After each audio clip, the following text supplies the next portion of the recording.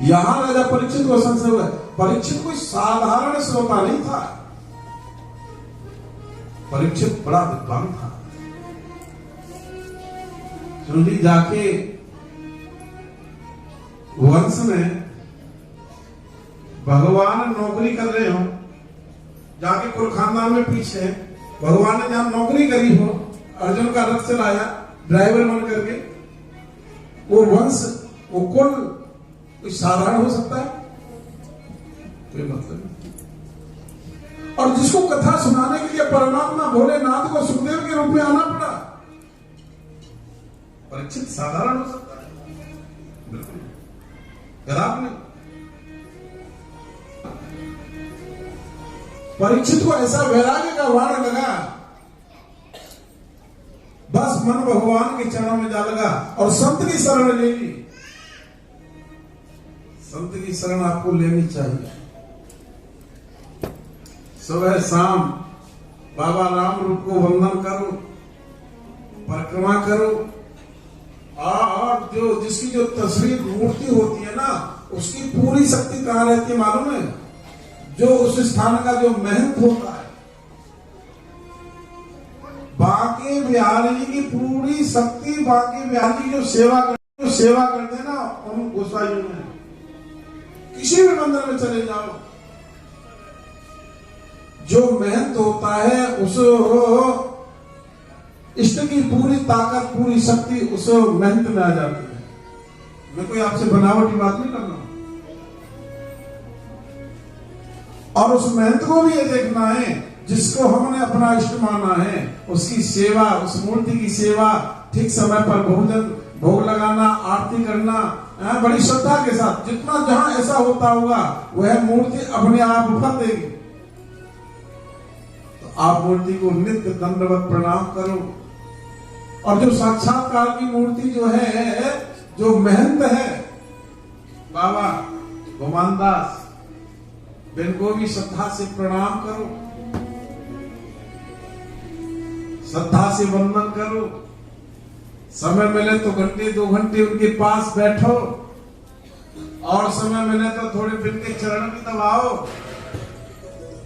मैं ये नहीं कह रहा, संत की कोई जाति नहीं होती, कोई बिरादरी नहीं होती साहब। जात न पूछे साधु की, पूछ लीजिए ज्ञान। संत की ना कोई जाति है, ना संत का कोई गोत्र है, ना कोई कुनवा है, ना कोई खानदान है। यह है जो पूरा गांव, पूरा नगर, पूरा शहर संत का होता है, और सारे नगरवासियों के भी संत शामिल होते हैं। तो संत की शरण तो आपको ले लेनी चाहिए। और आज जागो तो आज ही जागो, ये नहीं बुढ़ापा जब आएगा तब जाओगे। ना, अरे वो ज्ञान चर्चा करेंगे, ज्ञान चर्चा नहीं करेंगे तो आपको आशीर्वाद तो जरूर ही देंगे। एक बार तो तुमसे जरूर कह देंगे खुश रहो। जिसने अपने परिवार को छोड़ा, जिसने कुटुंब खानदान को छोड़ा और भगवान की सेवा में लगा, बाबा की सेवा में लगा, तो क्या बाबा और भगवान उसकी वाणी में इतनी भी शक्ति नहीं देंगे कि वो किससे कहते खुश रहो तो वो खुश न रहे? ऐसा हो ही नहीं सकता, राम नहीं हो सकता। तो परीक्षित को वैराग्य का वाण लग गया, और एक सुखदेव जैसा वैराग्य महात्मा उसके जीवन में आ गया। कथावाचक के आचार्य सुखदेव बोले, राजन तुमने बड़ा विचित्र प्रश्न कर दिया। ये आप जो विवाह की मैं कथा सुनाने जा रहा हूं ना, और जो प्रश्न आप कर रहे हो ना मुझसे कि भगवान कृष्ण ने रुक्मणी का हरण कर लिया है और विवाह किया, ना ऐसे विवाह नहीं हुआ। जैसे कोई साधारण वर कन्या का विवाह आप समझ रहे हो, ऐसे विवाह नहीं है।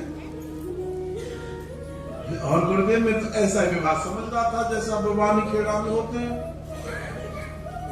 ना, यह तो जीव और ब्रह्म का विवाह है, आत्मा परमात्मा का विवाह है। पर फिर वही ये कथा टूटती ही संतों पर जाकर के है।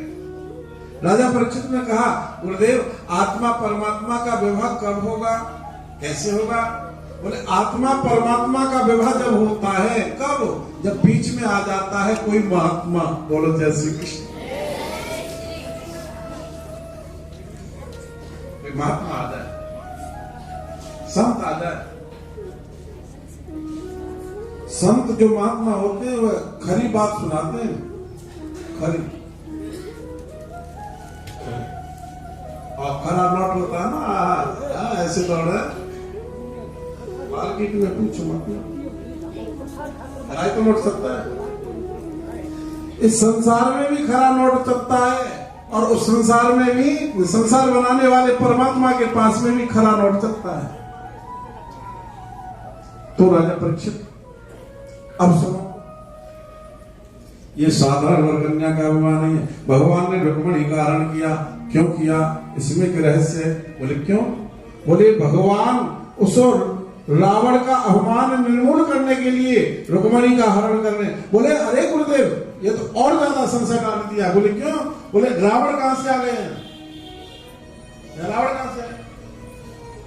बोले रुक्मिणी सीता यहां रुक्मिणी बनकर के आई है, श्री राम श्री कृष्ण रूप में है, और यहां रुक्मिणी के साथ में विवाह करने के लिए कौन आया हुआ है मालूम है? शिशुपाल। और शिशुपाल कौन था पहले? बोले रावण ही तो था। मानस में कथा आती है, द्वारपाल हर के प्रिय दो, जय और विजय जान सबको, विप्र शाप से दोनों भाई, तामस असुर देह तिन पाई। 3 जन्म तक वो राक्षस बनते रहे। पहले जन्म में हिरण्याक्ष और हिरण्यकश्यप, कौन? जय और विजय, भगवान नारायण के जो पार्षद थे। और दूसरे जन्म में फिर रावण और कुंभकर्ण बने महाराज। और तीसरे जन्म में जाकर के शिशुपाल और दंतवक्र बने।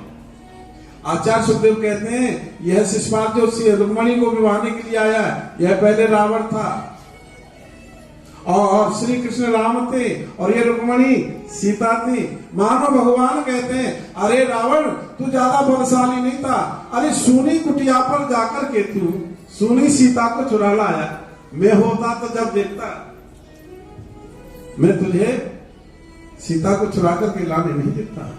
पर चल कोई बात ना है, अब तू शिशुपाल रूप में जाएगा, मैं कृष्ण रूप में जा रहा हूं, और सीता रुक्मिणी रूप में जा रही है, और तू दूल्हा बन करके आया होगा वहां, और तेरे साथ पूरे बाराती होंगे, सेना होगी, और बड़े हथियारधारी बंदे होंगे वहां, और मैं जाऊंगा और इतने लोगों के बीच में जाकर के मैं रुक्मिणी को चुरा करके ले आऊं। राजा परीक्षित बोले गुरुदेव इस कथा को तो और सुनाओ, थोड़ा और वर्णन करो विस्तार से। फिर विस्तार से वर्णन किया। हे राजा, शिष्य को बात सुखदेव जी कहते हैं राजा सीद भीष्मको नाम विदर्भा पतिर्महा तस्य पंचा भवन पुत्रा कन्निका च वरानना रुक्मग्रजो रुक्मरतो रुक्मराहुरनंतरय रुक्मकीशो रुक्ममाली रुक्मगणेशा सुशासति। कुंडनपुर के एक राजा थे, और उनके 5 पुत्र हुए। रुक्मी सबसे बड़ा था। अरे भैया ध्यान कहां जगह है, लाली थोड़े से आगे बढ़ जाओ। सच्चिदानंद भगवान की। अब तो रास्ता बंद हो तो है, जान दो मेरे। विवाह पढ़ाई दक्षिणा मिलेगी ना? हाँ, वो मिलेगी ना दक्षिणा विवाह पढ़ने की।